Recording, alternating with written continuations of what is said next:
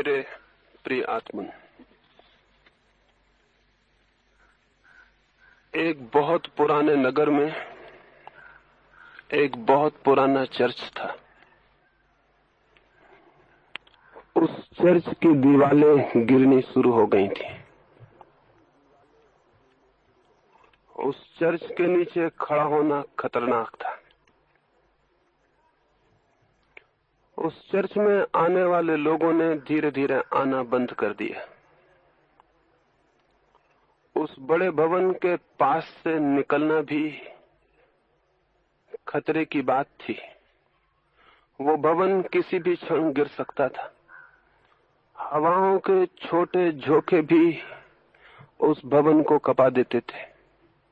और वर्षा में जब बादल गरजते और बिजलियां चमकती तो नगर के लोग बार बार रात को सोच लेते कि शायद वो चर्च गिर गया है। अंततः उस चर्च के संयोजकों की, संरक्षकों की कमेटी की बैठक हुई और उन्होंने कुछ प्रस्ताव पास किए। उनका पहला प्रस्ताव था कि पुराने चर्च को गिरा दिया जाना चाहिए। सभी इस पर सहमत थे। उनका दूसरा प्रस्ताव था कि नया चर्च बनाया जाना चाहिए। इससे भी सभी लोग सहमत थे। उनका तीसरा प्रस्ताव था कि पुराने चर्च के सामान से ही नया चर्च बनाया जाना चाहिए। इस पर भी सभी लोग सहमत थे। और उनका चौथा प्रस्ताव था कि जब तक नया चर्च न बन जाए तब तक पुराना चर्च नहीं गिराया जाना चाहिए। इस पर भी सभी सहमत थे।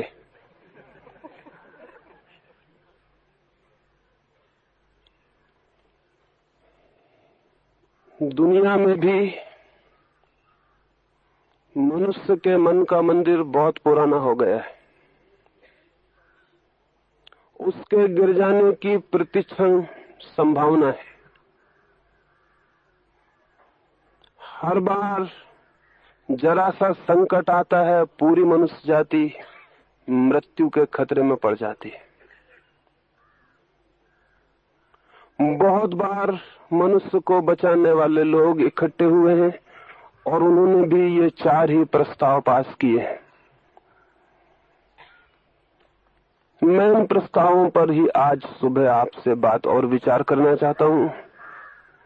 पहले 2 प्रस्ताव तो ठीक है। पुराना मंदिर जरूर गिरा दिया जाना चाहिए, नया मंदिर जरूर बनना चाहिए। लेकिन पुराने मंदिर की ईंटों से न कभी कोई नया मंदिर बना है और न बन सकता है, क्योंकि पुराने मंदिर की ईंटों से बना हुआ मंदिर नया नहीं होगा, पुराना ही होगा। वो पुराने का ही रूपांतरण होगा। वो जीर्ण जर्जर पुराना मंदिर ही फिर नए मंदिर में स्थापित हो जाएगा।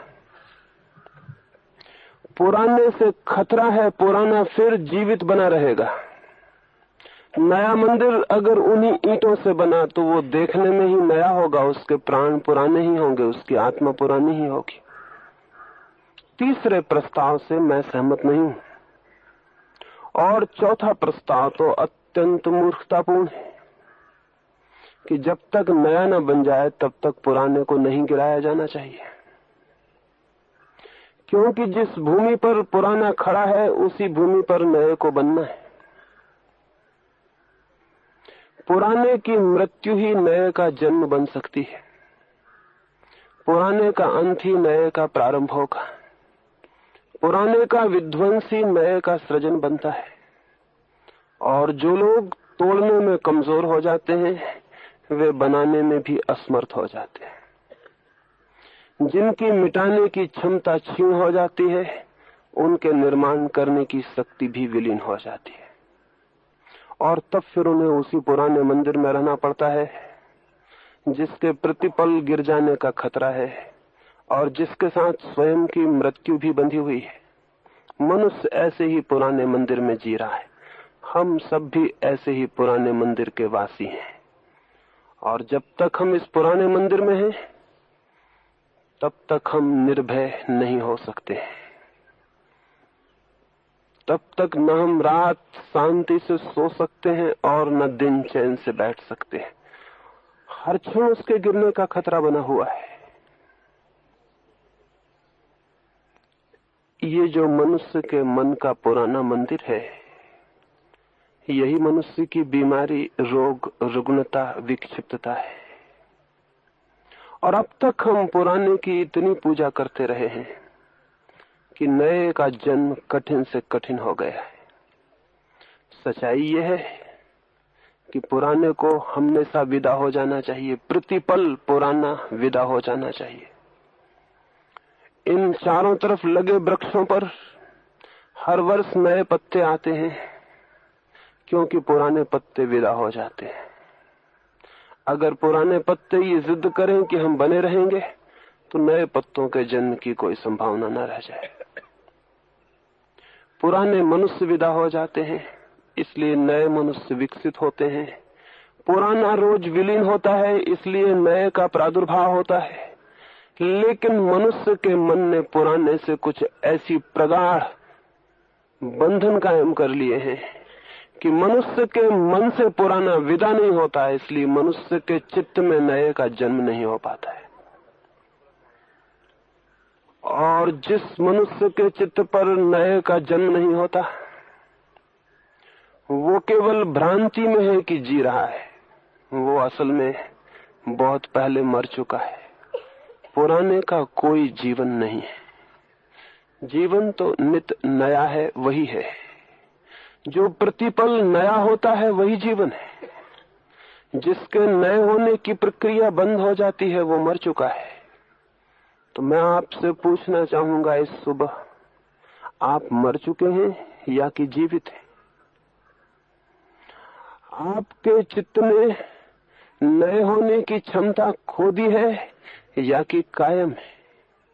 आप नए हो सकते हैं या कि पुराने से इस भांति बंध गए हैं कि नए होने का कोई द्वार खुला नहीं रह गया है? आपके चित्त में प्रतिक्षण, प्रतिपल नए और युवा होने की शक्ति बची है या नहीं? इसे सोचना होगा, इसे विचारना होगा। और अगर पुराने मृत जराजीर्ण पत्थर बहुत इकट्ठे हो गए हो तो उन्हें विदा कर देना होगा। अगर पुराना मकान रहने योग्य न रह गया हो और मृत्यु का कारण बन रहा हो तो उसे गिरा देना होगा। इस बात का पूरा पूरा बोध ही मनुष्य को सत्य की, जीवन की और परमात्मा की दिशा में अग्रसर करता है। क्योंकि परमात्मा कभी भी पुराना नहीं है, जीवन कभी भी पुराना नहीं है, सत्य कभी भी पुराना नहीं है। सत्य सदा नया है, सत्य सदा युवा है। और हम पुराने पड़ जाते हैं, इसलिए हमारा कोई मेल सत्य से नहीं हो पाता है, हो भी नहीं सकता।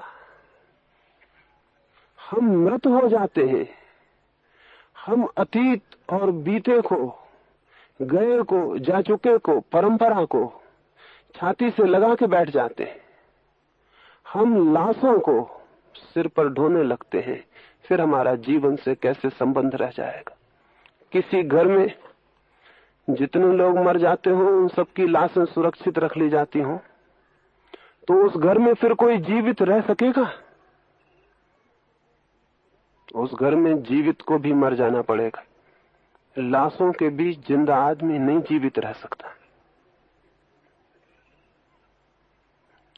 लेकिन हमारे मन पर बहुत मुर्दा लाशें इकट्ठी हो गई हैं, और उन सब के बीच हमारा मन एक मरघट की भांति हो गया।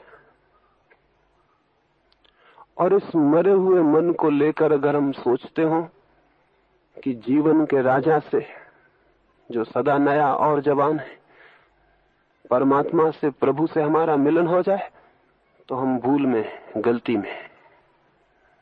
उस नित्य नवीन से मिलने के लिए हमें भी नया हो जाना पड़ेगा, हमें भी अपने को नया कर लेना होगा। पुराने से मुक्त होना जरूरी है और नए मंदिर का निर्माण भी, लेकिन पुराने मंदिर की ईंटों से नया मंदिर नहीं बन सकता। और अगर ये भी शर्त लगी हो कि उसी मंदिर की ईंटों से नए को बनाना है और नए को बनाकर ही पुराने को गिराना है, तब तो असंभव हो गई बात। फिर तो कोई गति इस दिशा में नहीं हो सकती। तो पहले तो हम ये समझ लें कि हमारा चित्त पुराना किन बातों से हो जाता है, क्योंकि अगर ठीक से ये ख्याल में आ जाए कि चित्त क्यों पुराना हो जाता है, तो नया हो जाना बहुत सरल है। क्योंकि कोई भी न तो पुराना होना चाहता है। आप बूढ़े होना चाहते हैं, पुराने होना चाहते हैं, मृत्यु चाहते हैं, कोई भी नहीं चाहता। लेकिन शायद भूल से जिसे हम नया समझते हैं, जीवन समझते हैं, वो भीतर पुराना होता है और इसलिए हम उसे पकड़े बैठे रहते हैं। तो पहले तो ये खोज कर लेनी जरूरी है कि मनुष्य का मन पुराना क्यों हो जाता है, किन बातों से, किन कारणों से। एक बात, सीखा हुआ ज्ञान मनुष्य के मन को पुराना कर देता है। जाना हुआ ज्ञान मनुष्य के मन को नया करता है। जो भी हम सीख लेते हैं और इंफॉर्मेशन की तरह, सूचना की तरह संग्रहित कर लेते हैं, उससे हमारा मन पुराना पड़ जाता है।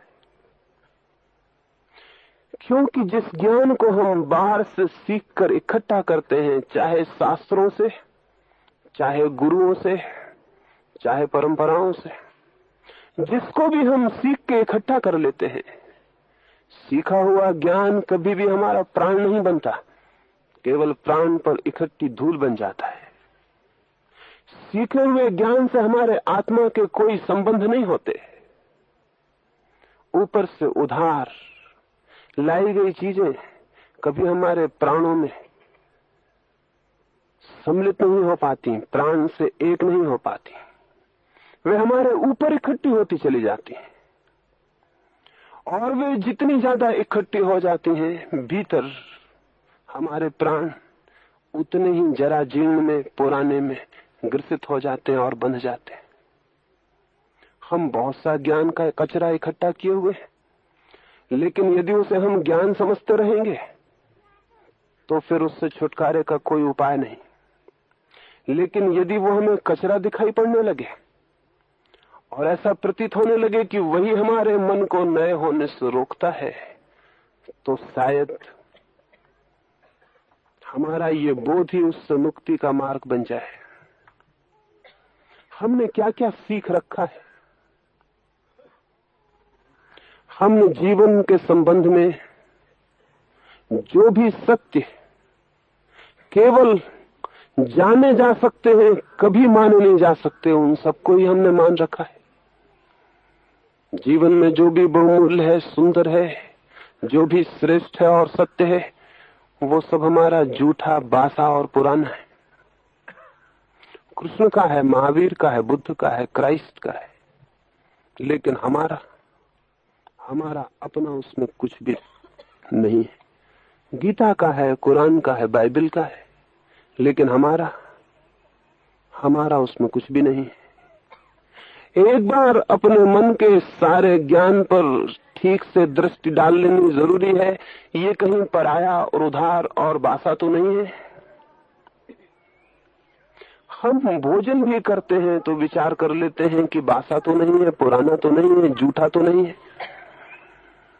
लेकिन रोज जो हम भोजन करते हैं उसमें इतना विचार कर लेते हैं, लेकिन ज्ञान का भोजन करते समय कोई विचार नहीं करता, बासा और झूठा और पुराना तो नहीं। बल्कि एक उल्टी बात चल पड़ी है, जितना पुराना ज्ञान हो उतना ही हमें लगता है ज्यादा बहुमूल्य है, जितना बासा हो उतना ही हम सोचते हैं कीमती है। हर धर्म का आदमी अपने ग्रंथों को प्राचीन से प्राचीन सिद्ध करने की इसीलिए कोशिश करता है। हर धर्म अपने धर्म को पुराने से पुराना सिद्ध करने के प्रयास करता है। अपने तीर्थंकर को, अपने अवतार को, अपने ईश्वर पुत्र को सबसे प्राचीन सिद्ध करने की कोशिश में सिर तोड़े डालते हैं विद्वान। एक ही कारण से, क्योंकि जितना पुराना ज्ञान होता है उतने ही ग्राहक मिल जाते हैं। होना उल्टा ही चाहिए, जितना पुराना ज्ञान हो उसके लिए तो ग्राहक मिलने ही नहीं चाहिए। किसी धर्म का बहुत पुराना सिद्ध हो जाना, उसे दफनाने की तैयारी की शुरुआत होनी चाहिए, क्योंकि जितना पुराना हो जाता है उतना ही झूठा हो जाता है। पहली तो बात, जिस आदमी के चित्त में ज्ञान का जन्म होता है तब तो वो फर्स्ट हैंड होता है, ताजा और नया, और जैसे ही वो बोलता है वैसे ही सेकंड हैंड हो जाता है, क्योंकि बोलते में ही वो उतना नहीं बोल पाता जितना जानता है, वो नहीं कह पाता जो वो जानता है, सारी बात बदल जाती है। उसी वक्त ज्ञान झूठा होना शुरू हो जाता है।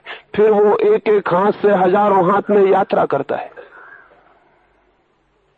और तब इस यात्रा में जितनी पुरानी और लंबी यात्रा होती है, ज्ञान उतना ही विकृत, उतना ही असत्य, उतना ही झूठा होता चलता है। एक वैज्ञानिक इस बात पर प्रयोग कर रहा था कि एक हाथ से बात दूसरे हाथ में जाती है तो उसकी शक्ल क्या हो जाती है। उसने 100 युवकों की एक समूह को चुना और एक छोटे से कमरे में एक युवक को भीतर ले गया और वहां एक ज्योमेट्री का फिगर, एक ज्यामिति का एक रेखा चित्र बनाया। उस युवक को कहा कि इसे 5 मिनट देख लो, फिर चित्र को उल्टा के रख दिया और कहा अब अपनी स्मृति से चित्र बनाओ। 5 मिनट उसने देखा था, फिर चित्र बंद करके रख दिया गया। फिर इस युवक ने, वे सभी विद्यार्थी गणित के विद्यार्थी थे, उस युवक ने उस ज्योमेट्री के फिगर को बनाया। फिर दूसरे युवक को भीतर ले जाया गया और पहले युवक ने जो चित्र बनाया था वो दूसरे युवक को 5 मिनट दिखाया, चित्र बंद कर दिया और कहा कि तुम अब अपनी स्मृति से एक चित्र बनाओ। फिर उसने जो चित्र बनाया था वो तीसरे युवक को दिखाया। ऐसे 100 युवकों ने चित्र बनाए और पहला चित्र जो उसने खुद बनाया था लाके उसने बाहर टांगा, और 100वां चित्र, उन 100 में से एक भी पहचान नहीं सका कि इन दोनों में कोई संबंध है। वे दोनों ही अनूठी बातें थी, उनमें कोई संबंध नहीं था। कोई कल्पना भी नहीं कर सकता था कि इसी चित्र के 100 हाथों से गई जाने पर, बीत जाने पर ये दशा हो जाएगी। ज्ञान की दशा इससे भी ज्यादा विकृत होती है, क्योंकि चित्र तो देखा जा सकता है, ज्ञान तो देखा भी नहीं जा सकता। चित्र की रेखाएं तो याद भी रखी जा सकती हैं, ज्ञान तो इतना सूक्ष्म है कि उसकी कोई रेखाएं, कोई रूप नहीं। एक हल्की प्रतिध्वनि मन में रह जाती है और फिर वो एक हाथ से दूसरे हाथ में यात्रा करने लगती है। करोड़ों करोड़ों हाथों में ज्ञान यात्रा करते करते ज्ञान से उसका कोई संबंध नहीं रह जाता। जितना पुराना ज्ञान उतना बासा, उतना मृत, उतना झूठा। ज्ञान तो तभी अर्थ रखता है जब वो पहली दफा पहले हाथ में उपलब्ध होता है। हम सब सेकंड हैंड कहना भी गलत है, क्योंकि करोड़ों हाथों से गुजरे हुए हम आदमी हैं। हमारा सारा ज्ञान इतने हाथों में इतना झूठा हो चुका है, इतना बासा हो चुका है। उस ज्ञान को लिए हम बैठे हैं तो हमारा चित्त नया नहीं हो सकता। लेकिन हजारों साल से हमें सिखाया गया है पुराने को पकड़ रखने को। हजारों साल के इस प्रोपेगेंडा और प्रचार का ये परिणाम हुआ है कि हम अपने प्राणों से भी ज्यादा बहुमूल्य जो ज्ञान हमें मिलता है उसे हम संभाल के रखते हैं। और उसी वजह से जितना ये ज्ञान पुराना होता जाता है उतना ही सत्य को उपलब्ध लोगों की संख्या कम होती चली जाती है। प्रतिदिन ज्ञान पुराना होता चला जाता है और सत्य को पाने वाले लोगों की संख्या क्षीण होती चली जाती है। इस सारे पुराने ज्ञान को एक बारगी चित्त से हटा देना अत्यंत जरूरी है। इस मंदिर को गिरा ही देना जरूरी है। अगर आपके जीवन में कोई भी क्रांति होनी है तो इस साहसपूर्ण कदम के बिना वो नहीं हो सकती है। कोई समझौता, कोई कंप्रोमाइज इसमें नहीं हो सकती कि आप कहें कि इसी से नए मंदिर को बना लेने दें, इन्हीं पुरानी ईंटों से। पुरानी ईंटों का मोह नए के जन्म में बाधा है।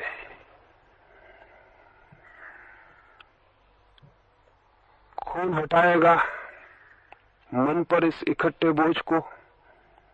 गीता, कुरान, बाइबल को कौन विदा देगा? अतीत के विचारकों को उन्होंने जरूर जाना होगा। उनके जानने का कोई विरोध मैं नहीं करता हूं, लेकिन उनका जाना हुआ आपके लिए बोझ है। उनका जाना हुआ उनके लिए मुक्ति नहीं होगी, उनका जाना हुआ आपके लिए बंधन है। मैं जो जानता हूं वो मुझे मुक्त करेगा, लेकिन आपको बांध लेगा। आप जो जानेंगे वही आपको मुक्त कर सकता है। खुद के ज्ञान के अतिरिक्त और कोई मुक्ति न संभव है, न संभव हो सकती। तो इस पहली सुबह मैं आपको सुबह जैसा ही ताजा हो जाने के लिए निवेदन करना चाहता हूं। और आप पूछेंगे कि क्यों हम बंधे हैं इस पुराने से? पुराने से बंधने के पीछे कुछ कारण है। एक तो आलस बहुत बड़ा कारण है। हम सब आलसी हैं। जो हमें मुफ्त में मिल जाए उसे हम तत्क्षण स्वीकार कर लेते हैं। उधार ज्ञान मुफ्त में उपलब्ध होता है, उसके लिए कुछ भी हमें करना नहीं पड़ता। तो कौन इस मुफ्त ज्ञान को छोड़ने को राजी होगा? सभी आलसी चित्त लोग, सभी श्रम न करने के लिए उत्सुक लोग इसे तत्काल स्वीकार कर लेंगे। हम सब भिक्षुक हैं। श्रम कोई भी नहीं करना चाहता, भीख मांग लेना चाहते हैं। और एक आदमी सड़क पर 2 पैसे की भीख मांगता है तो हम उसे अपमान की दृष्टि से देखते हैं कि भिखारी है, भिखमंगा है, पैसे मांगता है। हम उससे ये भी कहते हुए सुने जाते हैं कि खुद नहीं कमा सकते हो, लेकिन हम कभी ख्याल नहीं करते कि ज्ञान के जगत में हम सब भिक्षा पात्र लिए हुए भीख मांग रहे हैं। और कोई भी ये नहीं सोचता क्या खुद हम नहीं कमा सकते। और फिर मैं कहता हूं कि धन तो मांग के भी पाया जा सकता है, क्योंकि धन बाहर है। धन तो मांग के भी पाया जा सकता है, लेकिन ज्ञान तो कभी मांग के नहीं पाया जा सकता, क्योंकि जो भीतर है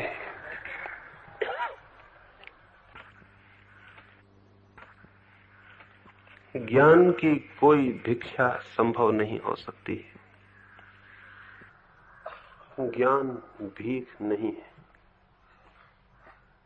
धन तो कोई भीख में मांग भी ले, क्योंकि धन बाहर है, लेकिन ज्ञान स्थूल नहीं है, बाहर नहीं है, उसके कोई सिक्के नहीं है, उसे किसी से मांगा नहीं जा सकता, उसे तो जानना ही होता है। लेकिन आलस्य हमारा, प्रमाद हमारा, श्रम न करने की हमारी इच्छा हमें इस बासे उधार ज्ञान को, जो कि ज्ञान नहीं है, इकट्ठा कर लेने के लिए तैयार कर देती है। इससे बड़ा मनुष्य का और कोई अपमान नहीं है कि वो ज्ञान मांगने किसी के द्वार पर जाए। इससे बड़ा कोई अपमान नहीं है, इससे बड़ा कोई पाप नहीं है। लेकिन इस बात को तो धर्म समझा जाता रहा है जिसे मैं पाप कहूं। जो आदमी जितना शास्त्रों से, शास्त्राओं से ज्ञान इकट्ठा कर लेता है उतना धार्मिक समझा जाता है। उससे ज्यादा पापी मनुष्य दूसरा नहीं है, क्योंकि जीवन में सबसे बड़ा पाप वो कर रहा है वो ये कि वो ज्ञान उधार मांग रहा है, भीख मांग रहा है, जो कि कभी मिल ही नहीं सकता। जैसे ही कोई देता है ज्ञान, देते ही झूठा हो जाता है। एक युवक समुद्र के किनारे घूमने गया था। बहुत सुंदर, बहुत शीतल, बहुत ताजगी देने वाली हवाएं उसे वहां मिली। वो एक युवती को प्रेम करता था जो दूर किसी अस्पताल में बीमार थी। उसने सोचा, इतनी सुंदर हवाएं, इतनी ताजी हवाएं, क्यों न मैं अपनी प्रेयसी को भेज दूं। उसने एक बहुमूल्य पेटी में उन हवाओं को बंद किया और पार्सल से अपनी प्रेयसी के लिए भिजवा दिया। साथ में एक प्यारा पत्र लिखा कि बहुत शीतल, बहुत सुगंधित, बहुत ताजी हवाएं तुम्हें भेज रहा हूं, तुम बहुत आनंदित होगी। पत्र तो मिल गया लेकिन हवाएं नहीं मिली। पेटी खोली, वहां तो कुछ भी न था। वो युवती बहुत हैरान हुई। इतनी बहुमूल्य पेटी में भेजा था उसने उन हवाओं को इतने प्रेम से। पत्र तो मिल गया, पेटी भी मिल गई, लेकिन हवाएं वहां नहीं थी। समुद्र की हवाओं को पेटियों में भर के नहीं भेजा जा सकता। चांद की चांदनी को भी पेटियों में भर के नहीं भेजा जा सकता। प्रेम को भी पेटियों में भर के नहीं भेजा जा सकता। लेकिन परमात्मा को हम पेटियों में भरकर हजारों साल से एक दूसरे को भेजते रहे। पेटियां मिल जाती हैं, बड़ी खूबसूरत पेटियां हैं। साथ में लिखे पत्र भी मिल जाते हैं, गीता के, कुरान के, बाइबल के। लेकिन पेटी खोलने पर सत्य नहीं मिलता है। जो ताजी हवाएं उन लोगों ने जानी होंगी जिन्होंने प्रेम में ये पत्र भेजे, वे हम तक नहीं पहुंच पाती। समुद्र की ताजी हवाओं को जानना हो तो समुद्र के किनारे ही जाना पड़ेगा और कोई रास्ता नहीं है। कोई दूसरा उन हवाओं को आपके पास नहीं पहुंचा सकता है। आपको खुद ही समुद्र तक की यात्रा करनी होगी। सत्य की ताजी हवाएं भी कोई नहीं पहुंच सकता। सत्य तक भी हमें स्वयं ही यात्रा करनी होती। इस पहली बात को बहुत स्मरण पूर्वक ध्यान में ले लेना जरूरी है। इस बात को ध्यान में लेते ही शास्त्र व्यर्थ हो जाएंगे, परंपराओं से भेजी गई खबरें हंसने की बातें हो जाएंगी और आपका चित्त नए होने के लिए तैयार हो सकेगा। आलस्य है जो इस सत्य को नहीं देखने देता। दूसरी बात,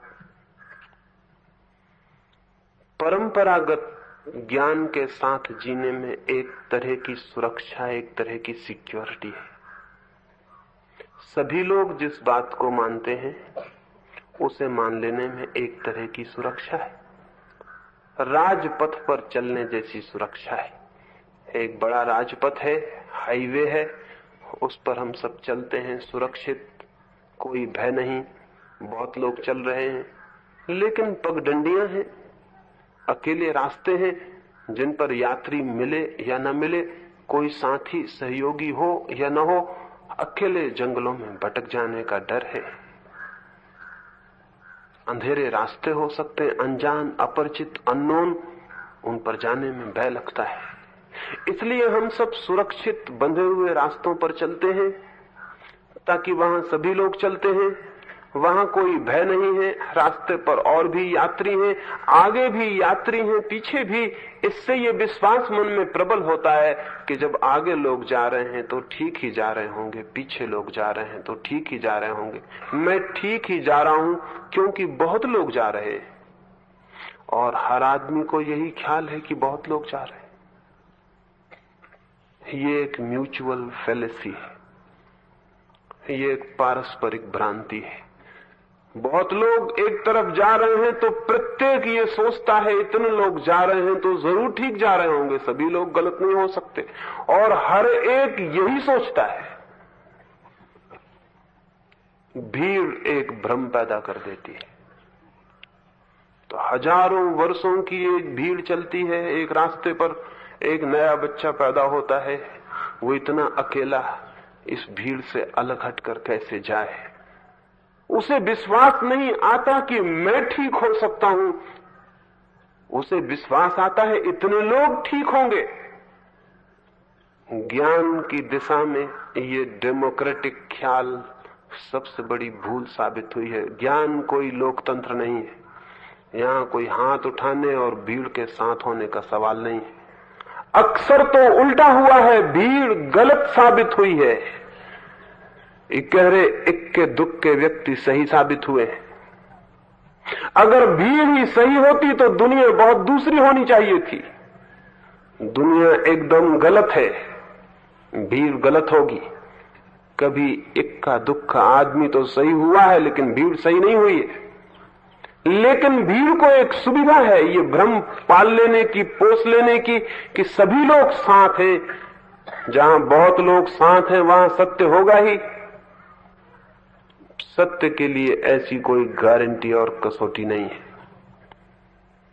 बल्कि सच्चाई तो यह है कि सत्य की शुरुआत ही नहीं हो पाती इस विश्वास के कारण कि दूसरे लोग बहुत होने की वजह से सही होंगे और मैं अकेला होने की वजह से कहीं गलत ना हो जाऊं। ज्ञान मुझे खोजना है, सत्य मुझे पाना है, जीवन मुझे जीना है, और मुझे स्वयं पर कोई विश्वास नहीं है, भीड़ पर, अन्यों पर विश्वास है। तो फिर ये यात्रा कैसे हो सकती? मुझे होना चाहिए स्वयं पर विश्वास। है मुझे अन्य पर, भीड़ पर विश्वास। भीड़ जो कह देती है उसी को मैं मान लेता हूं। भीड़ अगर हिंदुओं की है तो मैं एक बात मान लेता हूं, भीड़ जैनियों की है दूसरी बात मान लेता हूं, भीड़ कम्युनिस्टों की है तीसरी बात मान लेता हूं, भीड़ आस्तिकों की है चौथी, नास्तिकों की है पांचवी। भीड़ जो कहती है वो मैं मान लेता हूं। भीड़ मेरे प्राणों को जकड़े हुए है। ये जो कलेक्टिव माइंड है, ये जो समूह का मन है, ये व्यक्ति के मन को सत्य तक नहीं पहुंचने देता है। कलेक्टिव माइंड, ये समूह का जो मन है, हजारों हजारों साल में जो निर्मित होता है, ये जो बासा मन है, ये हमें जकड़े हुए है। और आप जब तक इस कलेक्टिव माइंड, इस सामूहिक मन के घेरे में बंद हैं, तब तक आप भूल में हैं कि आप एक व्यक्ति हैं, आप एक इंडिविजुअल हैं। अभी आपके भीतर इंडिविजुअल का जन्म नहीं हुआ है। अभी आप व्यक्ति कहने के हकदार नहीं हैं अपने को। व्यक्ति तो वही कह सकता है अपने को जिसने भीड़ से अपने स्वयं के मन को मुक्त कर लिया, जिसने राजपथ छोड़ दिया और सत्य की अनजानी पगडंडियों की यात्रा शुरू की। और जो व्यक्ति ही नहीं बन सकता वो आत्मा को जान सकेगा। इंडिविजुअल होना, व्यक्ति होना आत्मा की खोज का पहला सोपान। आत्मा को आप कभी नहीं पहुंच सकते हैं जब तक आप व्यक्ति ही नहीं हैं। अभी तो आप भीड़ के एक हिस्से हैं, अभी तो आप भीड़ के एक अंश हैं। अभी आपका अपना होना, आपका बीइंग अभी नहीं है। अभी आप एक बड़ी मशीन के कलपुर्जे हैं। वो बड़ी मशीन जैसी चलती है वैसे आप चलते हैं। अभी आपकी अपनी कोई निजी सत्ता नहीं है। तो तो जीवन और ताजगी कहां से संभव हो सकती है? अभी हम एक यंत्र के हिस्से हैं, हम यांत्रिक हैं। अभी हम मनुष्य भी अपने को नहीं कह सकते। मनुष्य होने की पहली शुरुआत भीड़ से मुक्ति है। बचपन से भीड़ पकड़ना शुरू कर देती है। बच्चा पैदा होता है और भीड़ उसे पकड़ने शुरू कर देती है। जो क्राउड है हमारे चारों तरफ, वो डरती है कि बच्चा कहीं छिटक ना जाए उसके फोल्ड से, उसके घेरे से।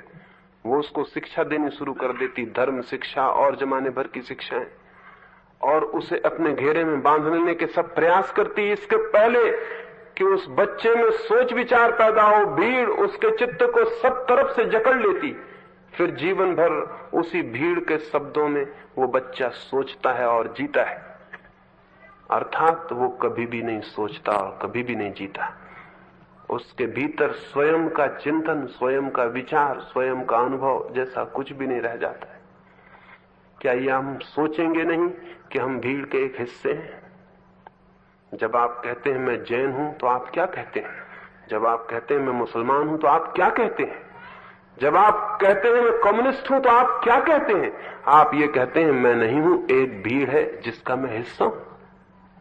और क्या कहते हैं आप इनकार करते हैं अपने होने को और भीड़ के होने को स्वीकार करते हैं।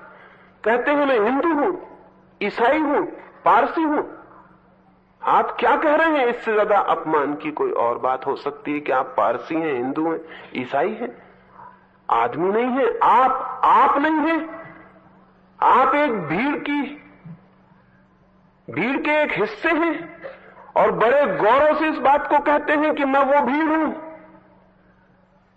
और वो भीड़ जितनी पुरानी होती है, आप और गौरव से चिल्लाते हैं कि मेरी भीड़ बड़ी प्राचीन है, मेरी संस्कृति, मेरा धर्म बड़ा पुराना है, मेरी भीड़ की संख्या बहुत ज्यादा है।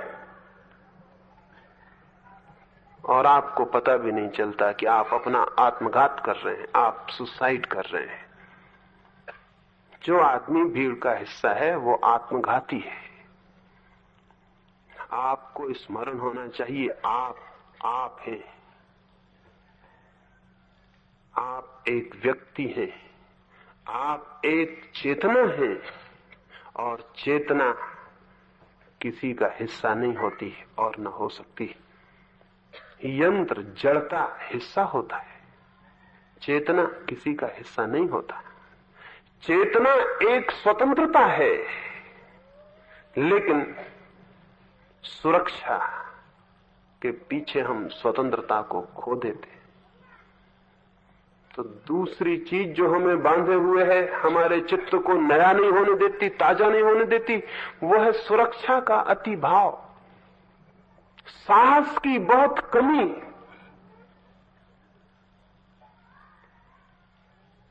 एक ईसाई धर्मगुरु कुछ छोटे से बच्चों के स्कूल में उन्हें नैतिक साहस की शिक्षा देता था, मॉरल करेज के बाबत कुछ बातें सिखाता था।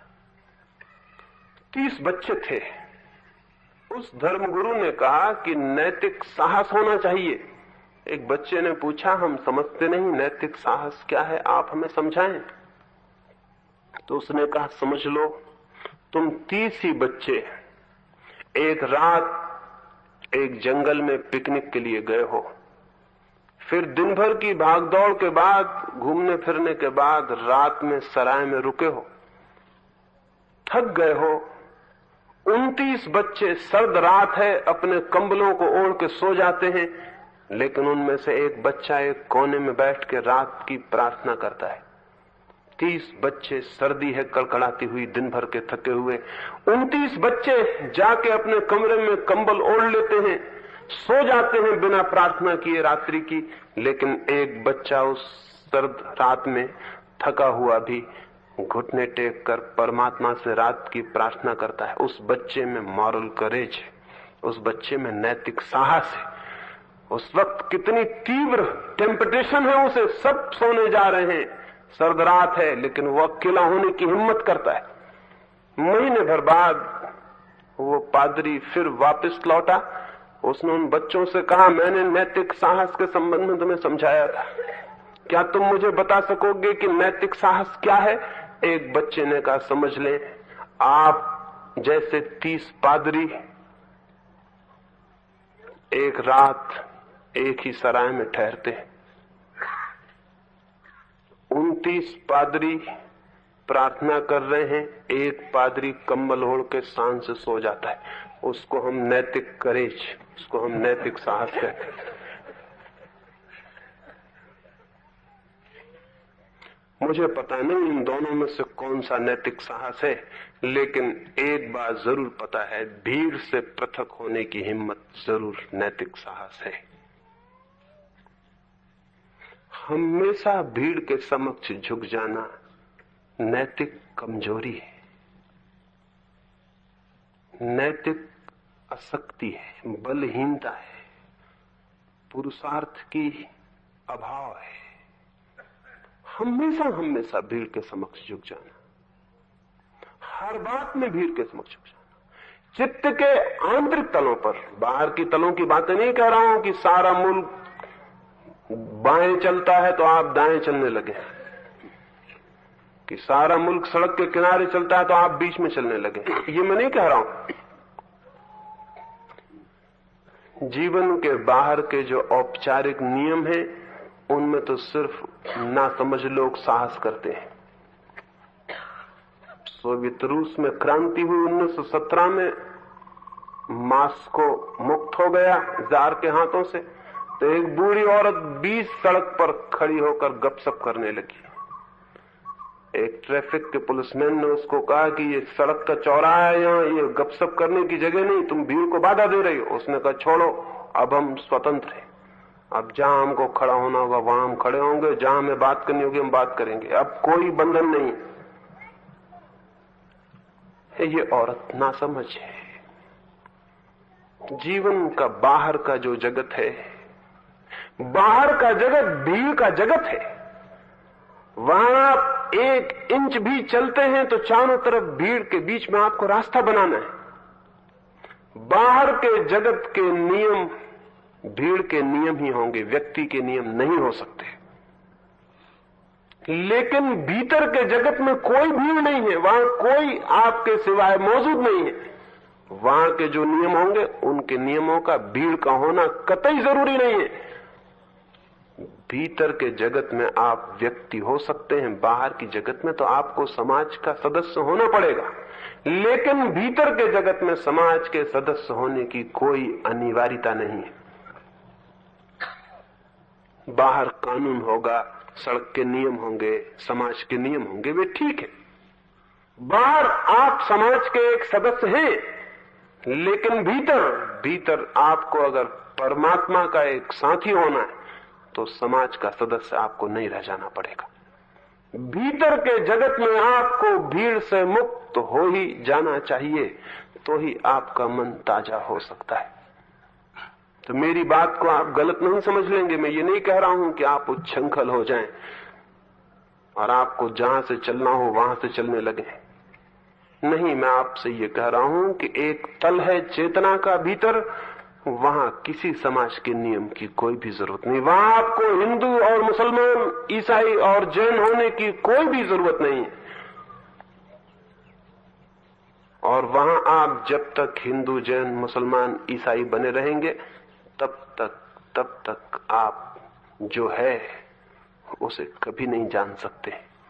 भीड़ ने आपके भीतर अपने पंजे फैला दिए हैं और आपकी आत्मा को पकड़ लिया है,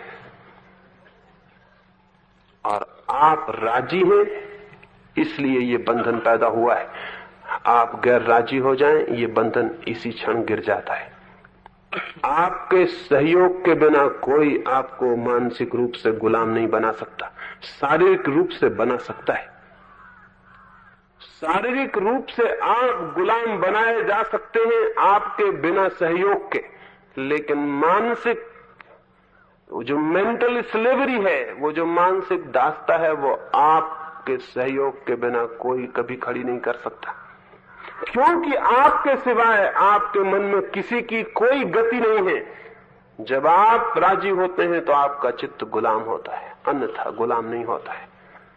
क्या आप उस तल पर गैर राजी होने को तैयार हैं? क्या उस तल पर आप इंकार करने की हिम्मत रखते हैं? क्या वहां आप नो कह सकते हैं? हम सब ई सेयर्स हैं, हमेशा हां कहने वाले लोग हैं। हम में से नो सेयर कोई भी नहीं है जो कह सके नहीं। और जो आदमी भीतर के तल पर नहीं कह सकता, वो कभी स्वतंत्र नहीं हो सकता है। हम हमेशा हां कहने को तैयार हैं। हमारे इस हां कहने ने हमारे मन को बासा, गुलाम, दास, पुराना और जीर्ण जर्जर बना दिया है।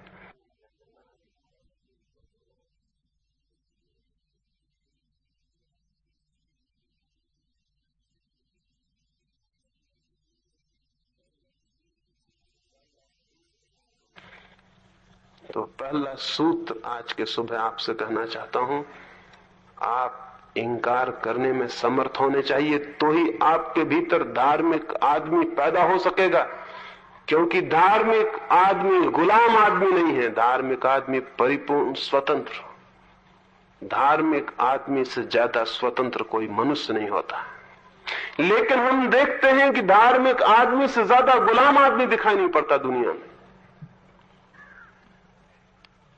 होना उल्टा था। धार्मिक आदमी स्वतंत्रता की एक प्रतिमा होता, धार्मिक आदमी स्वतंत्रता की एक गरिमा लिए होता, धार्मिक आदमी के जीवन से स्वतंत्रता की किरणें फूटती होती, वो एक मुक्त पुरुष होता, उसके चित्त पर कोई गुलामी न होती। लेकिन धार्मिक आदमी सबसे ज्यादा गुलाम है, इसीलिए धर्म सब झूठा सिद्ध हो गया है। इस सच्चाई को मेरे कहने से आप स्वीकार कर लें तो आप यस सेयर हो गए, आप हां कहने वाले हो गए। फिर मैं आपको गुलाम करने का एक कारण हो जाऊंगा। मेरे कहने से आप स्वीकार कर लेंगे तो इससे गुलामी तो बदलेगी, लेकिन गुलामी समाप्त नहीं होगी, क्योंकि तब कोई दूसरे बंधन हटेंगे, मेरे बंधन आपको पकड़ ले सकते हैं। मेरे कहने से आपको स्वीकार नहीं करना है,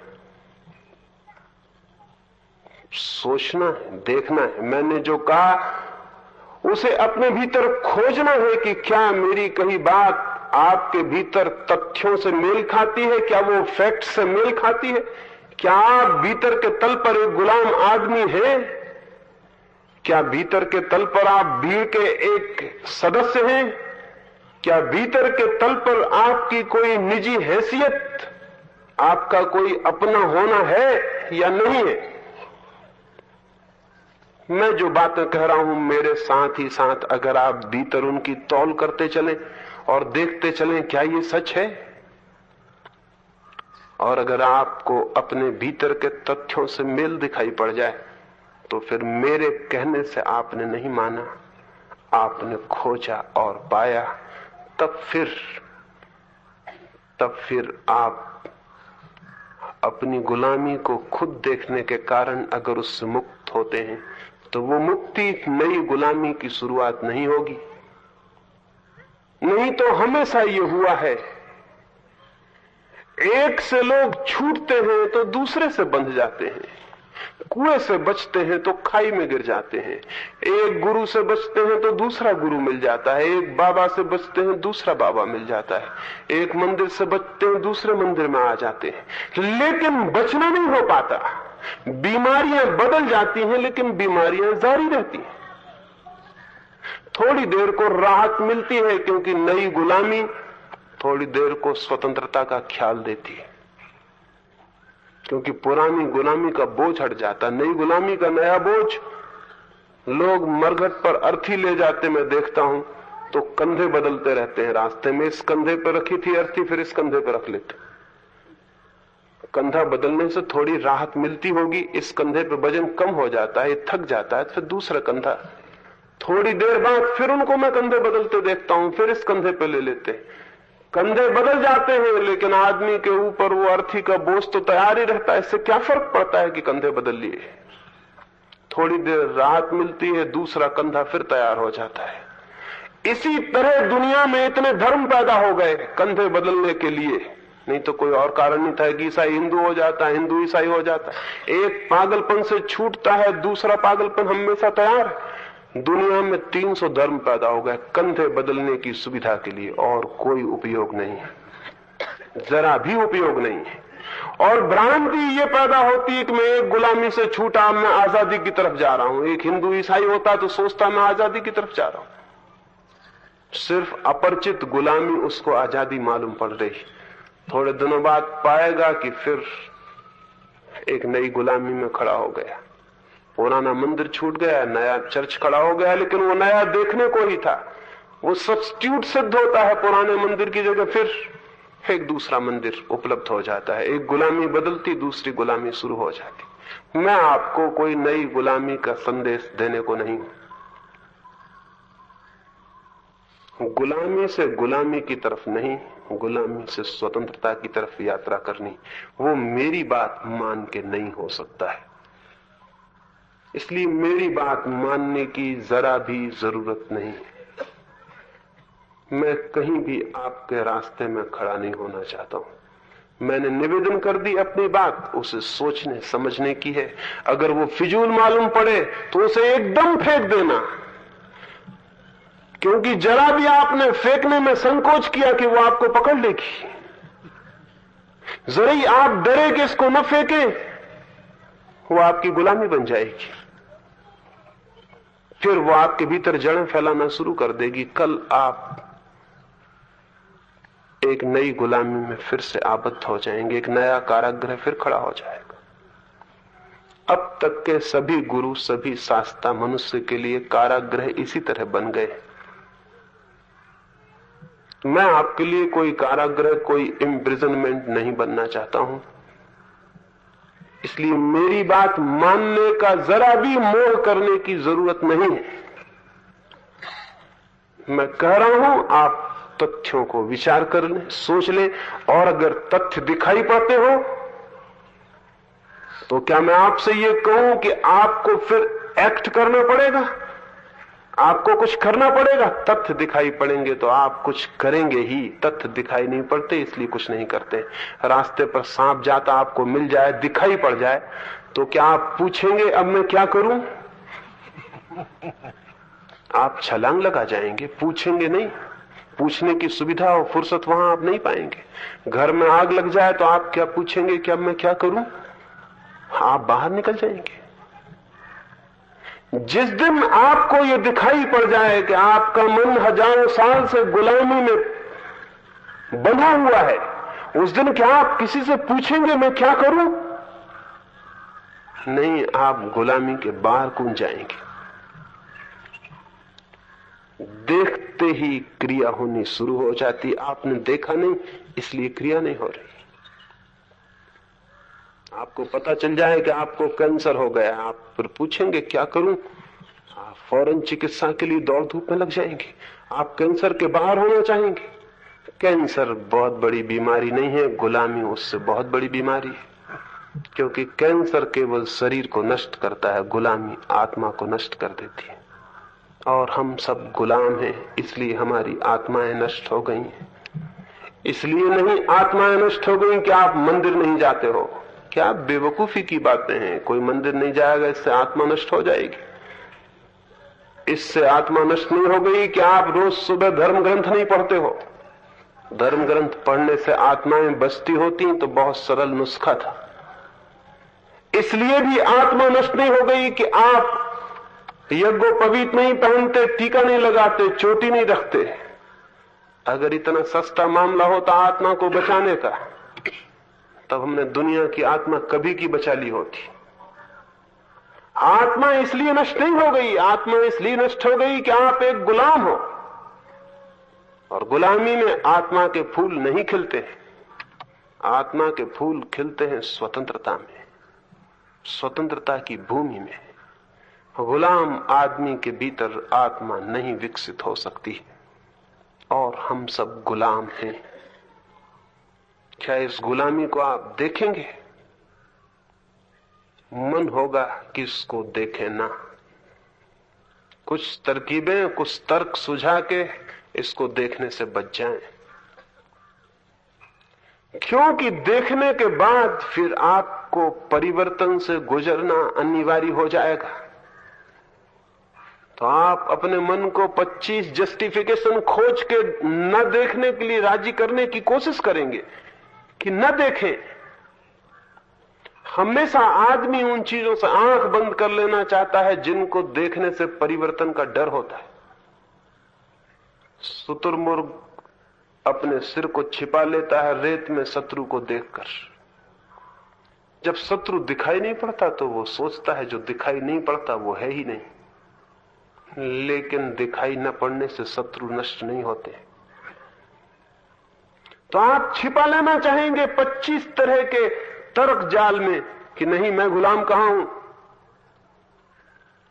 कौन कहता है कि मैं गुलाम?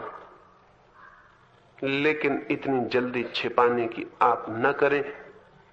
छिपाते रहे हैं गुलामी को अच्छे अच्छे शब्दों में, इसलिए गुलामी आज तक शेष है। ये कभी की समाप्त हो जानी चाहिए थी। इसके बचे रहने का कोई कारण नहीं है, लेकिन हम छिपाते हैं। और हम बहुत होशियार लोग हैं। आदमी मर जाता है तो सुंदर कपड़े से ढाक देते हैं, फूल रख देते हैं ऊपर। घर में कहीं गंदगी होती है, खूबसूरत पर्दा टांग देते हैं।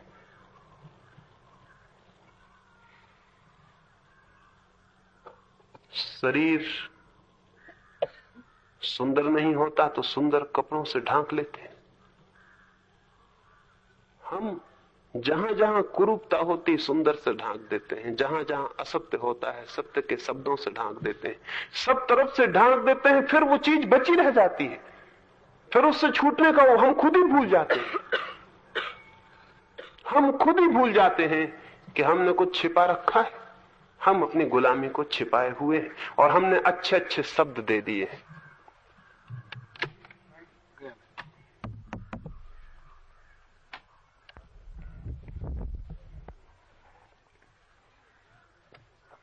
हमने बहुत अच्छे शब्दों में अपने आप को छिपाने के उपाय कर लिए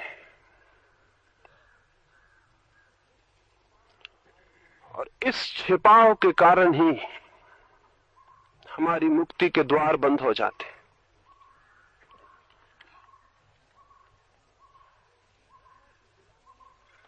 धर्मों की गुलामी में हम गौरव अनुभव करते हैं। मैं हिंदू हूं, मैं मुसलमान हूं, इस बात को हम शान से कहते हैं। शान से कहने के कारण भीतर की जो गुलामी है वो दिखाई नहीं पड़ती। अगर कोई आदमी शान से कहने लगे कि मैं कैंसर का मरीज हूं, और अगर भी उसके साथ खड़ी हो जाए कि बहुत बड़ी बात है, तो फिर कैंसर के इलाज की कोई जरूरत न रह जाएगी। 2500 इसी तरह की बीमारियां हम छिपाए हुए। एक अहंकारी आदमी कहता है मैं स्वाभिमानी हूं, और स्वाभिमानी के शब्द में वो अहंकार को छिपा लेता है।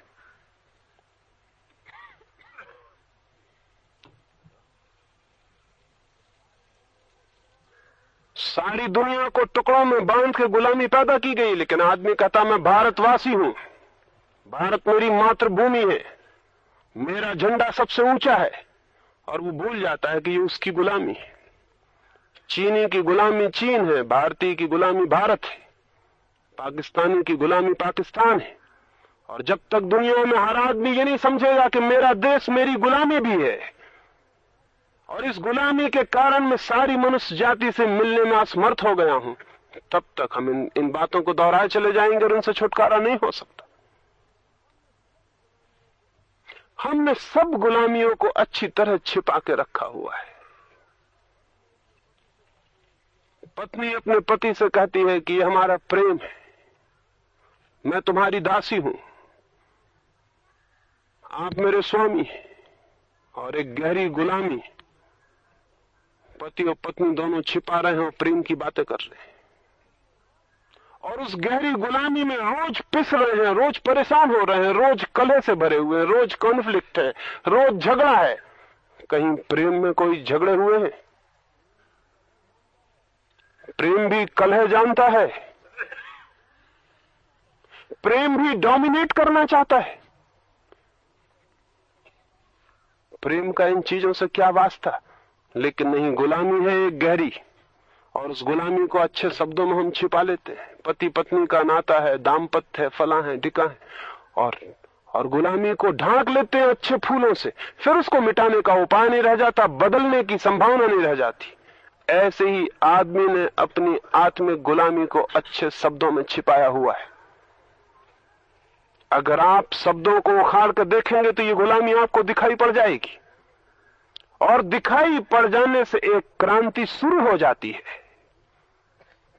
फिर आपको पूछना नहीं पड़ता मैं क्या करूं, आप गुलामी को हटा के रख देते, आप गुलामी के जाल को तोड़ डालते, आप गुलामी के बाहर हो जाते, आपके भीतर एक नए चित्त का जन्म हो जाता है। पुराने चर्च को आप गिरा देते, भूमि साफ कर लेते, अब किसी नए चित्त का निर्माण हो सकता है। उस नए चित्त के निर्माण के लिए हम आने वाले 2 दिनों में चर्चा करेंगे कि किन आधारों पर वो नया चित्त निर्मित हो जाए। आज तो इतना ही सुबह मुझे आपसे कहना था कि आप ये देखने को तैयार हो जाएं कि पुराना चित्त एक बीमारी, एक गुलामी, एक दास्ता, एक रोग है। फिर अगर ये बात दिखाई पड़ जाए तो आगे जो क्रांति हो सकती है मन में, उसका विचार किया जा सकता है। अभी सुबह के लिए इतनी ही बात। फिर हम सुबह के ध्यान के लिए बैठेंगे। उस संबंध में थोड़ी सी बात मुझे आपसे कहनी। जैसा मैंने कल रात आपको कहा, मेरे लिए ध्यान परम विश्राम की अवस्था है। वो कोई काम नहीं, एक विश्राम, एक रिलैक्सेशन है। सुबह का ध्यान एक अपूर्व विश्रांति में ले जा सकता है अगर आप तैयार हो। एक छोटा सा सूत्र ख्याल में रखना है और कुछ भी नहीं। यहां इतने पक्षियों की आवाजें हैं, झिंगुरों का गीत है,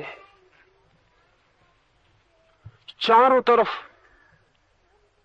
बहुत सी ध्वनियां हैं, जंगल का संगीत है। बस इसको चुपचाप सुनना है और कुछ भी नहीं करना है। तो अभी हम थोड़े फासले पर बैठेंगे और बैठ के सारे शरीर को ढीला छोड़ देना है। ढीले छोड़ने में सुविधा होगी अगर रीढ़ आपकी बिल्कुल सीधी हो। रीढ़ बिल्कुल सीधी हो, सारे शरीर को शिथिल छोड़ देने में बड़ी सुविधा होगी। जैसे खूंटी पर कपड़ा टांग देते हैं, ऐसे ही सीधी रीढ़ पर पूरा शरीर टंग जाएगा और ढीला हो जाएगा।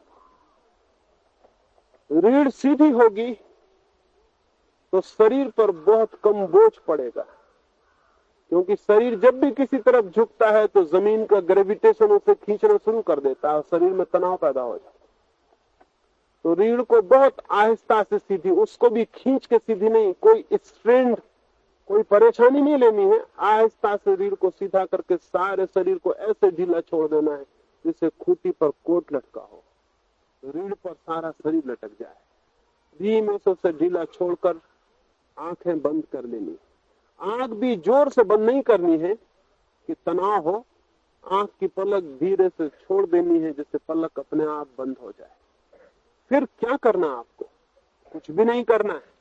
चारों तरफ जो भी आवाजें हैं, सभी आवाजों के प्रति अलर्टनेस, सभी आवाजों के प्रति जागरूक रहना है। एक एक आवाज सुनाई पड़ती रहे। आपने सुना होगा अब तक ध्यान के बाबत कि ध्यान में कोई आवाज नहीं सुनाई पड़नी चाहिए। आप राम राम जप रहे हैं तो वही सुनाई पड़ना चाहिए और कुछ सुनाई नहीं पड़ना चाहिए। आप जो भीतर कर रहे हैं वही होना चाहिए। बाहर की कोई आवाज सुनाई पड़ी तो ध्यान में बाधा पड़ गई। उसको मैं ध्यान नहीं कहता हूं जिसमें बाधा पड़ सके। जिसमें बाधा पड़ ही ना सके वही ध्यान है। जिसमें सब बाधाएं ध्यान में सहयोगी हो जाएं वही ध्यान है। अभी ये सब तरफ जो आवाजें हैं, इसके प्रति कोई रेसिस्टेंस नहीं लेना है, मन में कोई विरोध नहीं लेना। ये सब आवाजें मन में से गूंजती निकल जाएं और हम चुपचाप सारी आवाजों को सुनते रहें। किसी एक आवाज को नहीं, सभी आवाजों। आवाज सुनते सुनते ही आप पाएंगे कि भीतर एक फर्क पड़ना शुरू हो गया। भीतर कोई चीज शांत होने लगी। क्योंकि जब हम किसी एक चीज को सुनना चाहते हैं तो चित्त में टेंशन पैदा होता है, शेष चीज को इंकार करना पड़ता है, एक को सुनना पड़ता है, तो चित्त में तनाव आता है। जब हम सभी को सुनना चाहते हैं चित्त में कोई तनाव नहीं आता है, क्योंकि कोई चॉइस नहीं है, इसलिए कोई टेंशन नहीं है। कोई चुनाव नहीं है, इसलिए कोई तनाव नहीं। चॉइसलेसली, बिना चुनाव के सारी आवाजों के प्रति सिर्फ जागरूक रह जाना। धीरे धीरे आप पाएंगे कि आपके भीतर एक साइलेंस पैदा होती चली जाएगी। अभी 10 मिनट के भीतर ही अगर आपने मेरी बात को समझ लिया तो आप पाएंगे कि आप एक नए ही अनुभव को उपलब्ध होते हैं जिसको आपने कभी भी नहीं जाना। सुबह 3 दिन हम इसी प्रकार चारों तरफ के वायुमंडल की ध्वनियों को सुनने का प्रयोग करेंगे। अब आप थोड़े थोड़े फासले पर बैठ जाएंगे ताकि कोई एक दूसरे को छूता हुआ न हो। दूर झाड़ों के नीचे भी जा सकते हैं।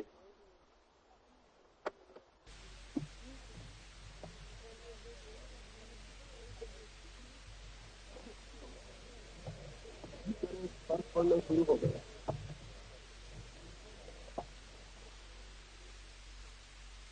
हाँ, अपनी अपनी जगह रीढ़ को, स्पाइन को सीधा कर ले। आहिस्ता से आंख बंद कर ले और बिल्कुल शिथिल और शांत बैठ जाए।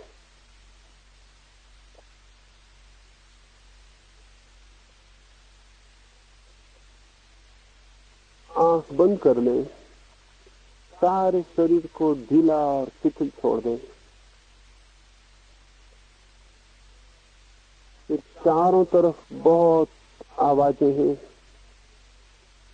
एक भी आवाज न चूक जाए। इतने होश से भरे हुए धीमे से घुंघरू की आवाज भी न चूक जाए। चुपचाप सुने, सिर्फ सुने। सुनते सुनते ही मन शांत होता जाएगा। 10 मिनट के लिए सुनने के प्रयोग को करें। सुने,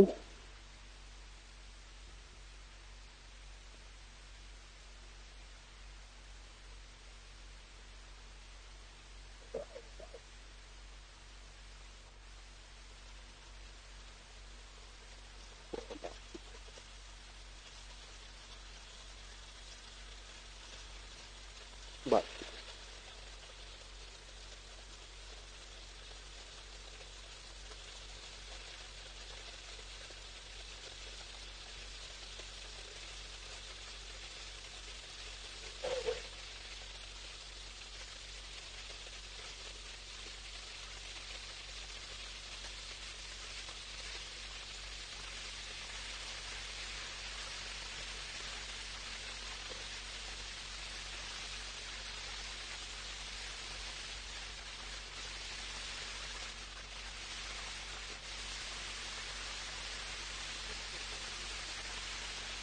सुनते जाएं, एक एक आवाज का ध्यान बना रहे और सुनते सुनते ही पाएंगे कि मन शांत होता जाता है।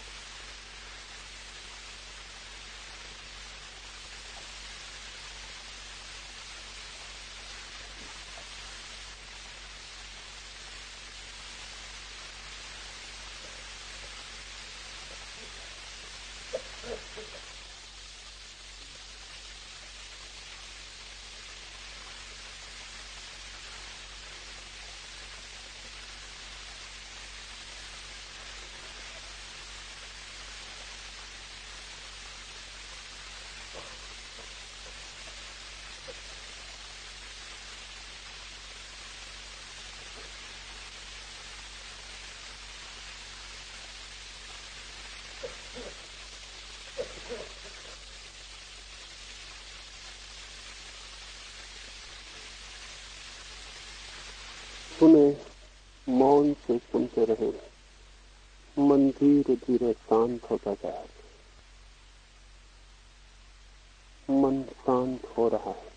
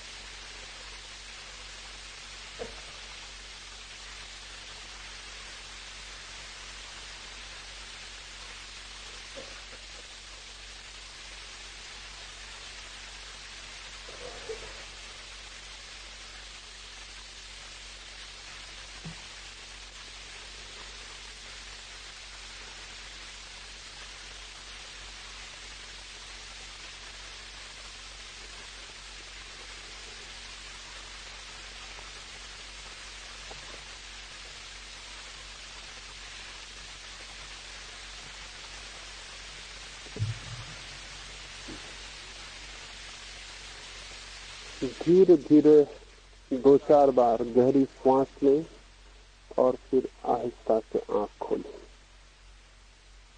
धीरे धीरे 2-4 गहरी सांस लें और फिर आहिस्ता से आंख खोलें।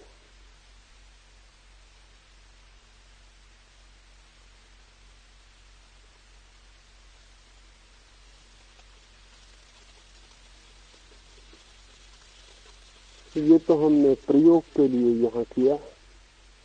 दोपहर में, रात्रि में, जब भी आपको समय मिले, कहीं एकांत में किसी वृक्ष के नीचे बैठ जाएं और एक 15 मिनट 20 मिनट इसे करें। अकेले आप होंगे तो बहुत सुविधा से कर सकेंगे। सुबह की बैठक समाप्त हुई।